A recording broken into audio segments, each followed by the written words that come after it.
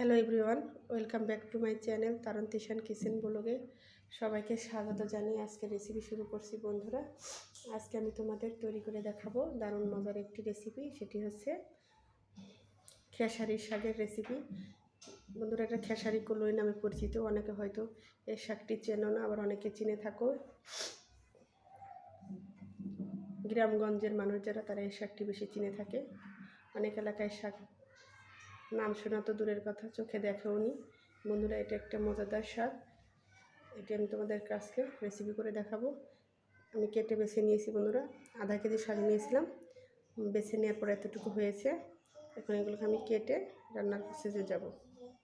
শাকগুলোকে মুষ্টি করে নিয়েছি বন্ধুরা, এখন মাঝখানটা কেটে নেব। কেটে নিয়ে এটাকে ঝিরি ঝিরি করে কেটে নিতে হবে। যত ছোটো ছোটো ঝিরি ঝিরি কেটে নেওয়া হবে ততটা মজা হবে বন্ধুরা। আমি দেখাচ্ছি, দেখো, একদম পাতলা করে কেটে নিতে হবে।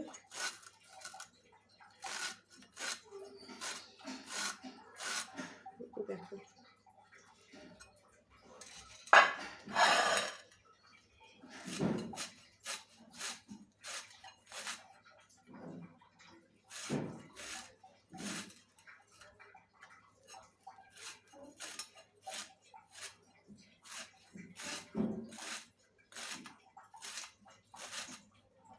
দেখো বন্ধুরা, এইভাবে সবগুলো শাক আমি কেটে নেব। দেখো, এইভাবে নিয়েছি। সমস্ত শাক আমার কেটে নেওয়া হয়ে গেছে বন্ধুরা। এখন বাকি সব উপকরণ কেটে নেব। বাকি সব মশলা কেটে নিয়েছি। গ্যাসটা অন করে একটা প্যান বসিয়ে দিয়েছি বন্ধুরা। এর মধ্যে দিয়ে দেবো এখন পেঁয়াজ কুচি, কাঁচামরিচ ফেলি আর কিছু রসুন কুচি।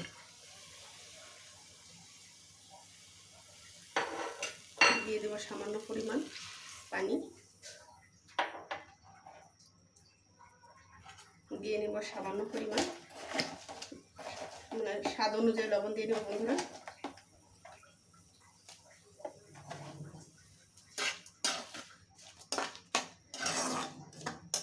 তোমরা চাইলে সরাসরি তেলেতে দিয়েও শাকটি ভাজি করে নিতে পারো। তা আমি আমার প্রসেসে দেখাচ্ছি তোমাদের। আমি ঝালটা একটু বেশি পছন্দ করি, এই জন্য ঝালটা বেশি দিয়েছি। যারা ঝাল খেতে পছন্দ করো না, তারা কম দিয়ে রান্না করবে।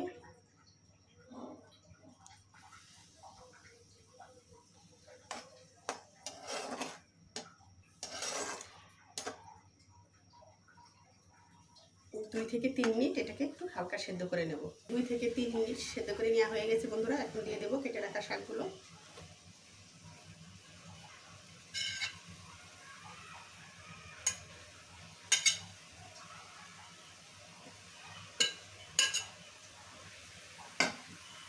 সবগুলো উপকরণ একসাথে ভালো করে মিশিয়ে নেব বন্ধুরা।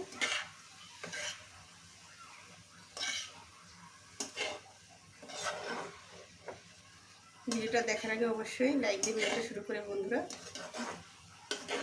আর সম্পূর্ণ ভিডিওটা দেখার জন্য তোমাদের অনুরোধ রইল বন্ধুরা। এই শাকটি রান্না করতে বেশিক্ষণ সময় লাগে না, অল্প সময়ের মধ্যে রান্না করে নেওয়া যায়। খেতে দারুণ স্বাদ। যারা খাওনি বুঝতে পারবে না, যারা খেয়েছে তারা তো অবশ্যই জানো কতটা স্বাদের। একবার হলেও এই শাকটি তোমরা তৈরি করে খেয়ে দেখবে, আশা করি ভালো লাগবে। তোমরা চাইলে চিংড়ি মাছ বা টাকি মাছ দিয়েও শাকটি রান্না করতে পারো। আমি আজ কোনো মাছ দিয়ে রান্না করবো না, এমনিতে রান্না করে নেব।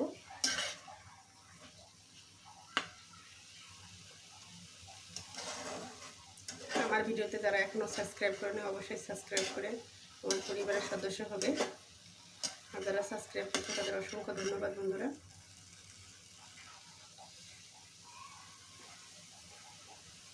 পানিটা শুকানো পর্যন্ত এটাকে আমি রান্না করে নেব। শাকের মধ্যেকার পানি শুকিয়ে গেছে বন্ধুরা। শাকটা একটু তুলে নেব। দেখো, একটু পানি অবশিষ্ট নেই।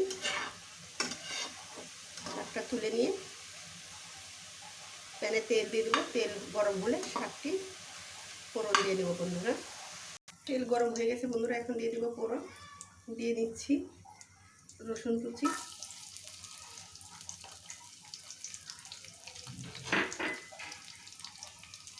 একটু ভেজে নেব।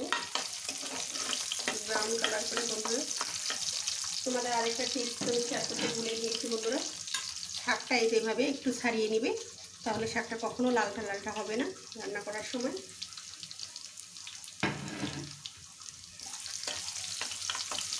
এই পর্যায়ে দিয়ে দিব 3টি শুকনো লঙ্কা। দেখো বন্ধুরা, ব্রাউন কালার করে ভেজে নেওয়া হয়ে গিয়েছে। এই পর্যায়ে সেদ্ধ করে রাখা শাকগুলো দিয়ে নেব।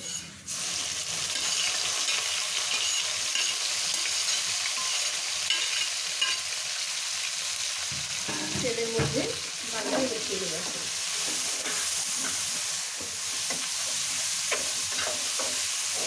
দেখো একদমও লালচা লালচা হয়নি, কারণ আমি শাকটা ঠান্ডা করে নিয়ে তারপর ফোড়নে দিয়েছি। ও ঢেলে নেওয়ার সময়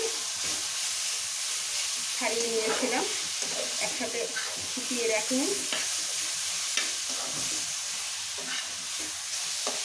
2 থেকে 3 মিনিট রান্না করে নিলে তৈরি হয়ে যাবে আমার মজাদার খেসারি কলই শাক রেসিপি। ভেজে নেওয়া হয়ে গেছে বন্ধু শাক, এখন আমি তুলে নেব। তৈরি হয়ে গেল আমার মজাদার খেসারি কলই শাক রেসিপি বন্ধুরা। ভিডিওটা ভালো লাগলে অবশ্যই কমেন্ট করে জানাবে, আর কে কে শাক খেতে পছন্দ করো অবশ্যই তোমরা কমেন্ট করে জানিও বন্ধুরা। দেখো বন্ধুরা, অনেক অসুস্থর কারণে আমি তোমাদের মাঝে ভিডিও শেয়ার করতে পারি না, তোমাদের ভিডিও দেখতে পারি না। এজন্য তোমাদের কাছে ক্ষমা চেয়ে নিচ্ছি, অবশ্যই ক্ষমা দৃষ্টিতে দেখবে। আমার চ্যানেলের সঙ্গে থেকে